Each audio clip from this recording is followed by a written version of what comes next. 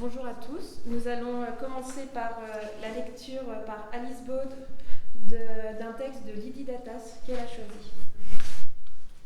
Ça s'appelle la nuit spirituelle.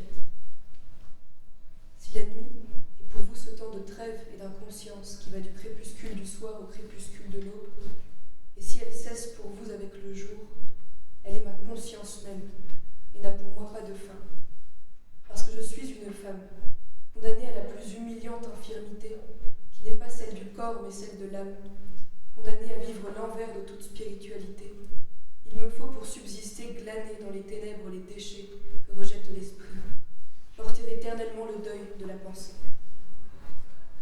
Si je vous parle, ce n'est pas depuis une conscience lumineuse, et depuis cette région de l'âme tissée de nuit et d'épouvante, où la pensée n'est plus la marque d'une richesse intérieure ou d'une supériorité morale, mais la trace humiliée d'une misère spirituelle, si grande qu'elle fut toujours occultée, misère, d'autant plus grande qu'elle ne sait pas son nom, et qu'elle est faite précisément de l'ignorance de sa propre malédiction. J'écris d'un lieu désertique, où la pensée n'a jamais soufflé, où elle ne soufflera jamais. Faite pour la nuit, je ne découvrirai aucune étoile, aucun monde inconnu. Je ne conquérirai aucun sommet, ne créerai aucun langage, car tout ce qui m'appartient est mort, et mon royaume désert comme le plaisir n'est que néant. Chassée du paradis spirituel, exilée de la beauté, celle-ci ne pouvant être que morale, vers des contrées toujours plus sombres et plus dénuées d'âme, vouée à de honteuses ténèbres quand l'homme le plus misérable, le plus privé de conscience, peut encore se nourrir de chimères et de rêves, il me faut poursuivre, sans aucun espoir de l'interrompre jamais, une éternelle errance hors du spirituel. Je sais que nul n'essuiera de mon front le rouge de la honte, que la nuit la plus noire ne sera assez opaque pour résorber l'humiliation d'être une femme, que rien ne me délivrera de la tristesse humiliée de me savoir n'exister qu'afin de recevoir le sperme, de me savoir faite pour noyer en moi toute spiritualité. Car c'est bien en cela que consiste la malédiction, que toute spiritualité doive, au sein de ma propre chair, être résorbée, que toute transcendance y soit destinée à mourir. Je sais que rien ne rachètera le crime d'être une femme, puisque c'est l'appartenance même à ce sexe qui est maudite, puisqu'à chaque instant ce par quoi j'eusse pu être sauvée expire en moi, et qu'il me faut précisément vivre sa mort éternelle. Je voudrais être sans conscience, afin, semblable au chien ou au crapaud, de ne pas souffrir de mon abjection.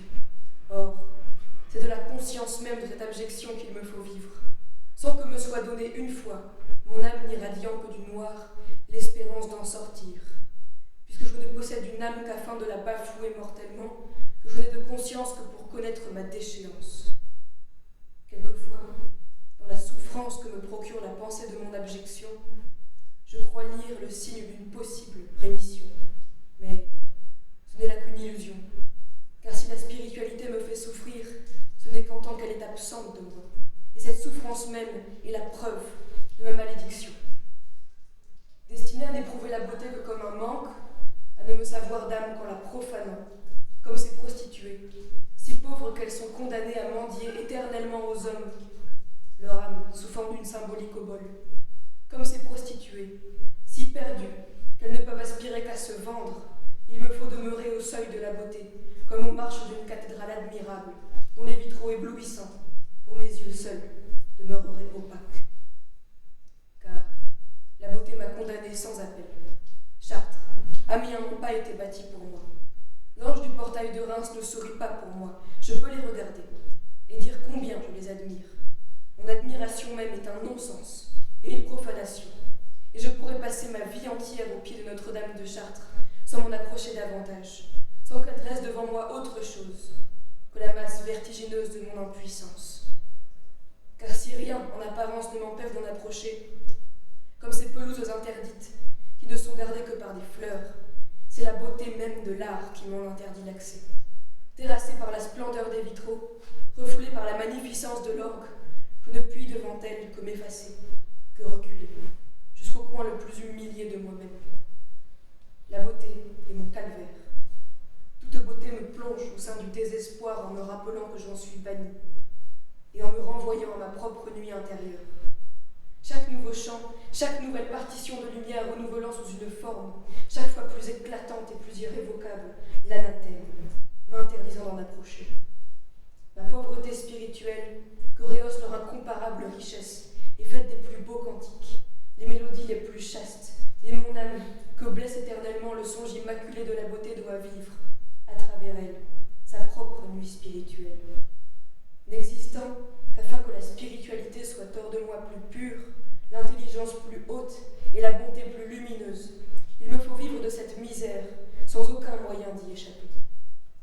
Si je chante, c'est d'une voix sombrée, aucun motif, aucun ornement qui doive ici sa beauté à la lumière, mais chacun, tirant son éclat de la nuit et son rayonnement de la tristesse, aggravera sa misère. Tout ce qui dans vos chants console ici consternera, tout ce qui illumine assombrira, comme la lune, en passant devant le soleil l'obscurcit, ma pensée en passant devant la vôtre l'éclipsera. Mon âme portera sur la vôtre une ombre dont elle ne grillera pas, et que le temps lui-même ne pourra pas effacer. De même que le croissant noir aveugle et ne se peut contempler sans dommage, quiconque assistera en ces pages à l'éclipse de la beauté en sera à jamais assombri. Quiconque contemplera en ces phrases la face maudite de la beauté en sera à jamais affecté.